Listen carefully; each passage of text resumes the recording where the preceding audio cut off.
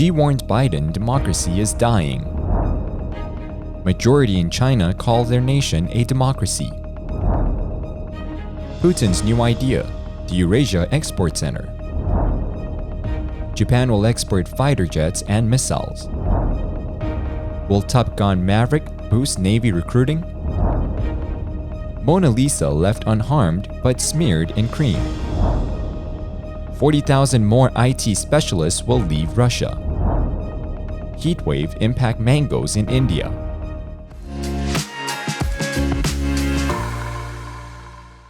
Hello, I'm Johnny. Thank you for joining us on FUNDAY News. It's May 31st, Tuesday, and here are your top stories. U.S. President Joe Biden revealed that after being elected to the White House, Chinese President Xi Jinping cautioned him that democracies are on the decline and that one day autocracies will run the world. During his commencement address to the U.S. Naval Academy's graduating class on May 27th, Biden told them that we are living through a global struggle between autocracies and democracies. Xi is wrong, as in recent months, many countries have moved to sanction Russia and supply Ukraine. Russia has had few allies in the fight, although its most powerful has been China. Biden revealed that Xi said democracy cannot be sustained in the 21st century.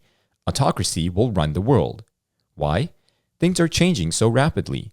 Democracy requires consensus and it takes time, and you don't have the time. But Biden used the war in Ukraine to bolster his argument, saying that while Russia President Vladimir Putin wanted to Finlandize all of Europe and force nations to be neutral, Putin's actions actually NATO-nized the continent.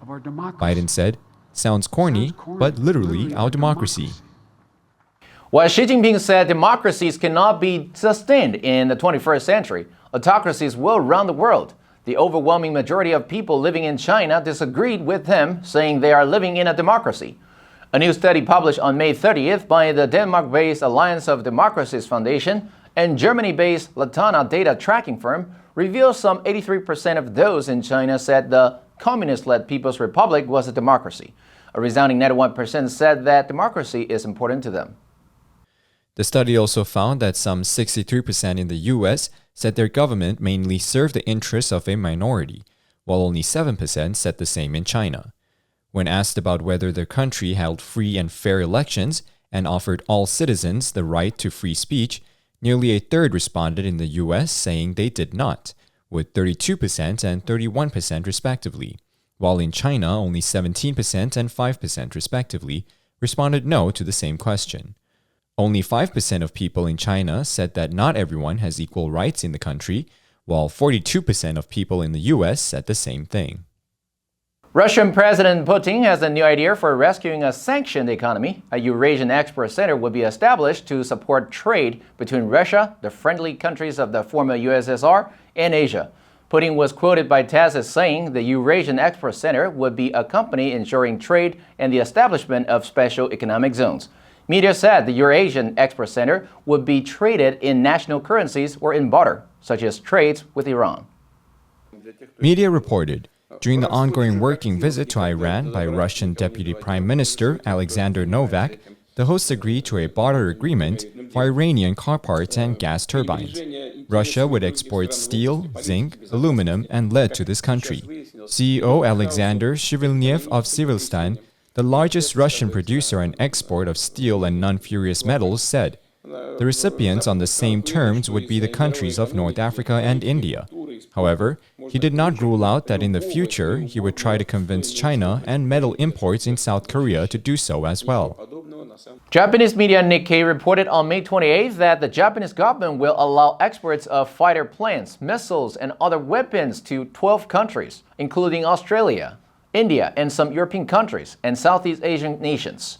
The Japanese government will cooperate with other countries that have signed bilateral security agreements with Tokyo to improve deterrence toward China. These countries include Vietnam and Thailand, Indonesia, Malaysia, and the Philippines. Nikkei said, Japan established a principle for the transfer of defense equipment in 2014 and relaxed regulations that had previously prohibited their export. After the formulation of a national security strategy, which is expected to occur at the end of this year, the principles will be reviewed. Japan is developing new fighter jets and medium-range anti-aircraft missiles in collaboration with the United States. Japan's manufacturer will be able to lower production costs by importing customers.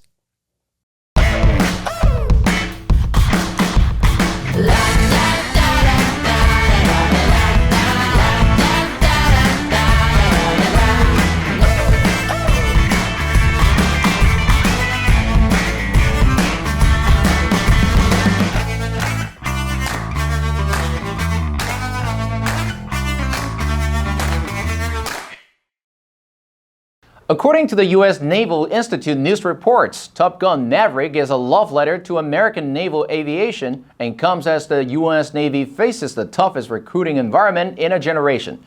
Faced with a dwindling pool of potential sailors, the service could struggle to meet its fiscal year 2022 goal of bringing 40,000 enlisted sailors and 3,800 officers into the sea service.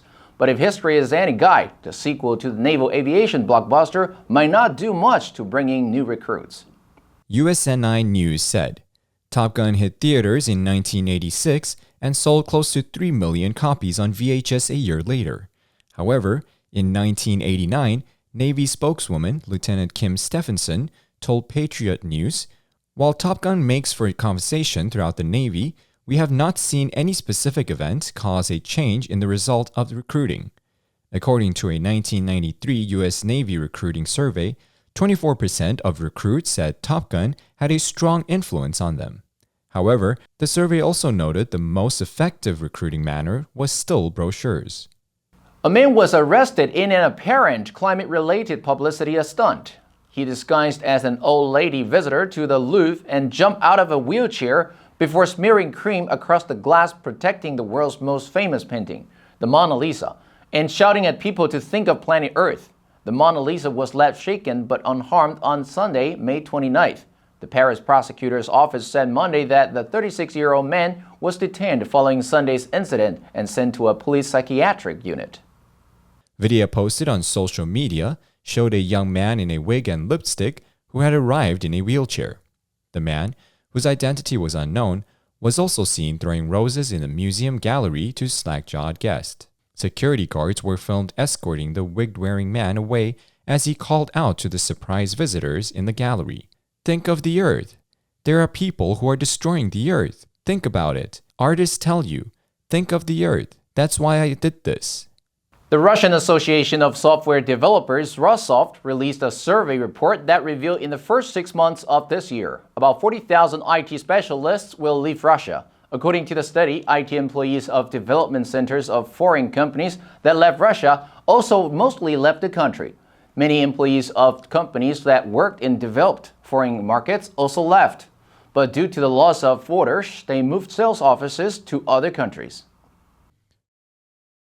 Polish media, Rzeczpospolita, reported, the Russian government exempt IT companies from taxes for 3 years and provided their employees with a deferral from the army, as well as introduced preferential mortgage loans for them at the level of 5%. But still, by the end of March, 50,000 to 70,000 IT specialists had left Russia.